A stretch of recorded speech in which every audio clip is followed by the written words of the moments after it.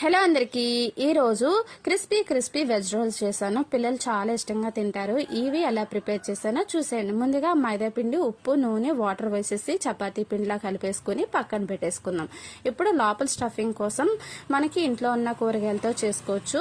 నేను స్టవ్ వెలిగించి పెనం పెట్టేసి అందులో ఉల్లిపాయ, పచ్చిమిరపకాయ, బంగాళదుంప, క్యారెట్ బాగా ఫ్రై అయిన తర్వాత టమాటో, క్యాప్సికమ్ వేసేసి రుచికి సరిపడగా ఉప్పు, కారం, అల్లం వెల్లుల్లి పేస్ట్ వేసేసుకుని బాగా మిక్స్ చేసేసి ఇప్పుడు చాట్ మసాలా, కొత్తిమీర వేసేసి ఒకసారి మిక్స్ చేసి స్టవ్ ఆఫ్ చేసేసి చల్లారి పెట్టుకుందాం. ఇప్పుడు చపాతీ పిండిలా రెడీ పెట్టుకున్న దాన్ని చపాతీ చేసేసి ఎడ్జెస్ కట్ చేసేసుకుని స్క్వేర్ షేప్ లో ఇలా రెడీ చేసి కర్రీ ప్రిపేర్ చేసుకున్నాం కదా, అది లోపల పెట్టేసి నచ్చితే చీజ్ కూడా పెట్టుకోవచ్చు, లేకపోతే మన ఆప్షన్. ఇలా రోల్స్ అన్ని రెడీ పెట్టుకున్న తర్వాత డీప్ ఫ్రై సరిపడా ఆయిల్ వేడి చేసుకుని చక్కగా రోల్స్ గోల్డెన్ బ్రౌన్ వచ్చే వరకు ఫ్రై చేసుకుని వేడివేడిగా సాస్ తో తింటే వెజ్ రోల్స్ సూపర్. ఈ వీడియో మీకు నచ్చినట్లయితే ఒక లైక్ కొట్టి